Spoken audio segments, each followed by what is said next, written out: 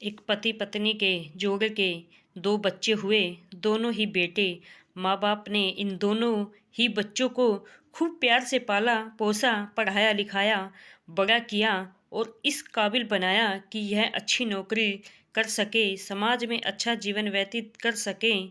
अपने बच्चों के लिए दिन रात कड़ी मेहनत करके एक बंगले जैसा 2 मंजिला घर बना कर दिया, ताकि दोनों बेटे शादी के बाद भी एक साथ लेकिन अलग अलग कमरों में रह सकें, ताकि आगे चलकर कभी बंटवारे का विचार न आए और इनमें लड़ाई झगड़े ना हों।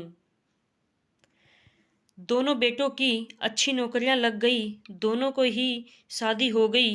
बड़ा बेटा जो घर के पहले माले पर रहता था, उसको एक बच्चा भी हुआ। पोते का मुंह देखकर दादा दादी बहुत खुश हुए। सब ठीक चल रहा था, लेकिन थोड़े ही दिनों के बाद बूढ़े पति की मौत हो गई। जब तक पति जिंदा था, दोनों बेटे और बहू माँ का सम्मान किया करते थे। जैसे ही पति मर गया, दोनों बेटे और बहुएं हर दिन माँ की सेवा करना तो दूर, माँ को हर दिन खाना खिलाने के लिए भी राजी ना थे। दोनों बेटे और बहुओं ने मीटिंग की और तय किया कि माँ को खाना खिलाने की जिम्मेदारी बांट ली जाए, यानी कि 15 दिन बड़ा बेटा और 15 दिन छोटा बेटा माँ के खाने की जिम्मेदारी लेगा। जिन बेटों को बिना दिन रात देखे भूख न होते हुए भी और मनचाहा खाना हमेशा खिलाने के लिए जो माँ तैयार रहती थी, अब उसी माँ को बेटों के यहाँ पर दिनों के हिसाब से खाना दिया जाता था। माँ का दिल बड़ा था। माँ को इस बात की खुशी थी कि वह जैसे भी हो अपने बेटों के साथ रह रही है, और इस खुशी के कारण बेटों के द्वारा दी गई रूखी सूखी भी उसे किसी पकवान से कम न लगती थी। लेकिन दुर्भाग्य की बात तब हो जाती जब किसी महीने में 31 दिन आ जाते और उस एक दिन माँ को भूखा ही रहना पड़ता था। एक बार जब बड़े बेटे के यहाँ 15 दिनों तक खाना खाने की बारी चल रही थी, तब बड़ा बेटा अपनी बीवी और बच्चों के साथ कहीं बाहर कहीं किसी फंक्शन में जा रहा था।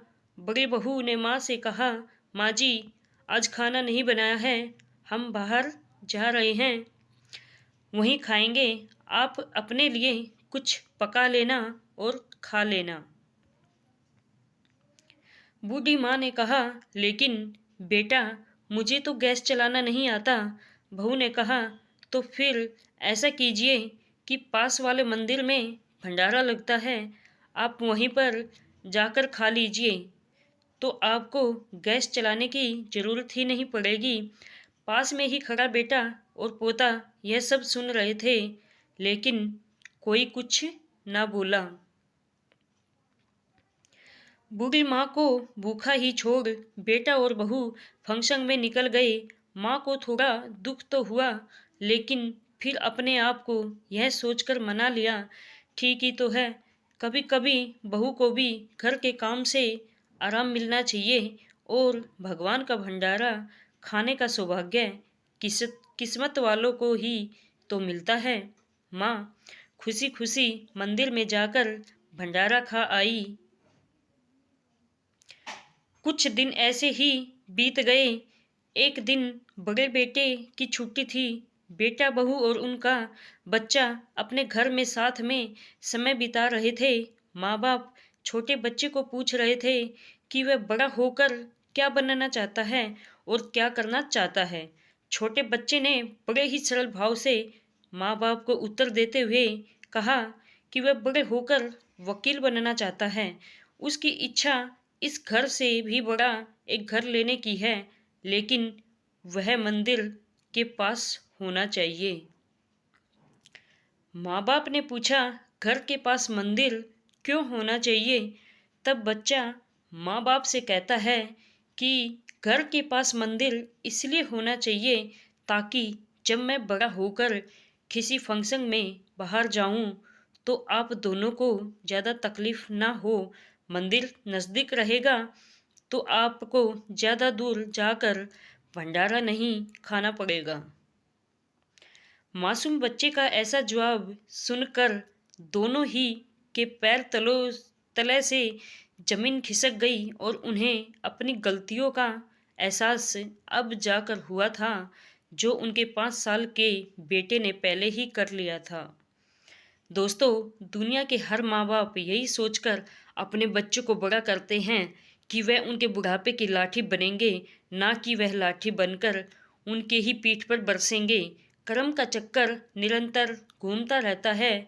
दोस्तों, आज जो तुम दूसरों के साथ कर रहे हो, आगे चलकर तुम्हारे साथ वही होगा जो तय किया है। इसलिए हमेशा याद रखो कि दूसरों के साथ ऐसा बर्ताव करो जैसा तुम चाहते हो कि बाकी लोग तुम्हारे साथ भी ऐसा ही करें। मैं जानता हूँ दोस्तों, यह माँ की भावुक करने वाली इस कहानी पढ़कर आप भी भावुक हो गए हैं, लेकिन इस कहानी को लिखने का उद्देश्य अपने भावुक करना नहीं था, बल्कि लोगों तक यह संदेश पहुंचाना था कि हमारे भारतवर्ष में जिन माँ बाप को भगवान का रूप कहा गया है, उनके साथ आजकल जैसा व्यवहार हो रहा है वह नहीं होना चाहिए। कहानी पूरी पढ़ने के लिए धन्यवाद।